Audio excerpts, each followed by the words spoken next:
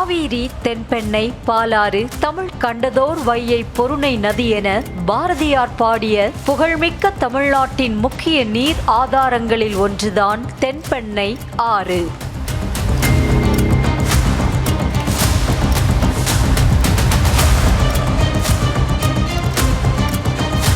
இந்த ஆற்றின் பிறப்பிடம் கர்நாடகாவாக இருந்தாலும் அதிக தூரம் பயணிப்பதும் அதிக அளவில் பயன்படுவதும் தமிழகத்தில்தான். கிருஷ்ணகிரியை நுழைவு வாயிலாக கொண்டு தருமபுரி, திருவண்ணாமலை, விழுப்புரம், கடலூர் உள்ளிட்ட மாவட்டங்கள் வழியாக பயணித்து இறுதியாக வங்காள விரிகுடாவில் கலக்கின்றது.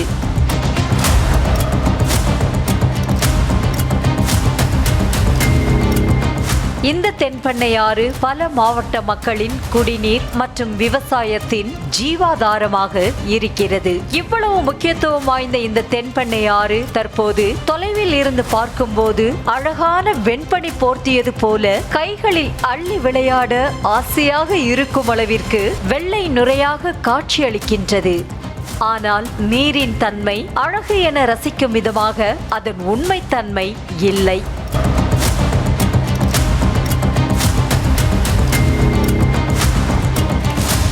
கர்நாடக அரசின் பொறுப்பற்ற தன்மையாலும் பெங்களூரு என்ற பெருநகரத்தின் கழிவுகளும் பெங்களூரு முதல் கிருஷ்ணகிரிக்கு இடைப்பட்ட தூரத்தில் உள்ள தொழிற்சாலைகளில் இருந்து வெளியாகும் நச்சுகளும் தென்பெண்ணை ஆற்றில் கலந்து விஷமாக மாறி அந்த நுரையில் ஒளிந்திருக்கிறது.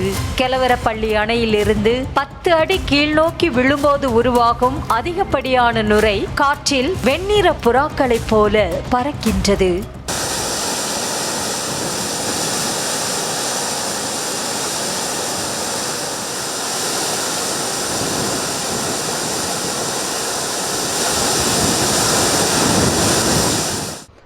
இப்போ பார்த்தீங்கன்னா இங்கே தண்ணி நிறைய கெமிக்கல்லாம் கலந்து கழிவு நீர் பெங்களூர்லேருந்து வருது.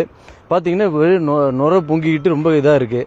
இதெல்லாம் பயிருக்கு வந்தாலும் நமக்கு மண் கெடும், பயிர் கெடும், நம்ம உடல்நிலை கெடும்.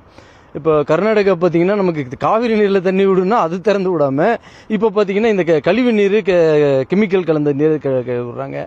இதெல்லாம் தடுக்கிறதுக்கு பேசுறதுக்கு நம்ம தகுந்த நிர்வாகத்திலிருந்து இது பண்ணணும். அரசு இதுக்கு உரிய நடவடிக்கை எடுக்கணும்.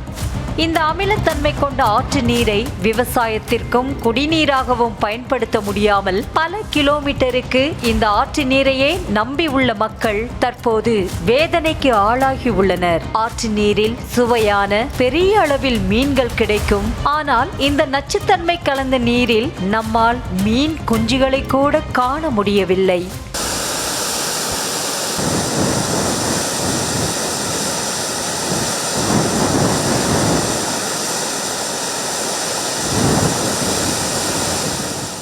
பெங்களூருக்கும் தமிழ்நாடு எல்லையான ஓசூர் இடையில் பல தொழிற்சாலைகள் இருக்கிறது.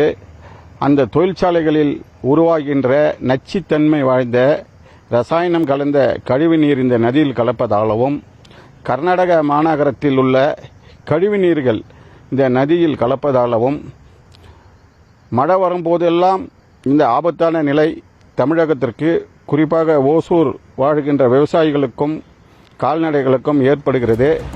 அணையின் அருகே சென்றாலே கடுமையான துர்நாற்றம், கண்களில் எரிச்சலும் வேதிப்பொருட்களை நுகர்வது போல மூச்சுக்குழாயில் நெடியும் ஏற்படுகிறது. 3வது உலகப் போர் தண்ணீருக்காகத்தான் நடக்கும் என கூறப்படும் நிலையில் இயற்கை வழங்கிய நீர் வளத்தை அலட்சியத்தாலும் வீணாக்குவது நாமே நமது அழிவை தீர்மானிப்பதற்கு சமமானதாகும். இரு மாநில அரசுகளும் அதிகாரிகளும் இதில் தலையிட்டு கழிவு நீர் ஆற்றில் கலப்பதை தடுத்து நீர் ஆதாரத்தை காக்க வேண்டும். அதன் மூலம் நீர்வாழ் உயிரினங்களையும் விவசாயத்தையும் பாதுகாக்க வேண்டும் என்பதே மக்களின் கோரிக்கையாக உள்ளது. நியூஸ் தமிழ் செய்திகளுக்காக செய்தியாளர் ஆனந்த் பாபு.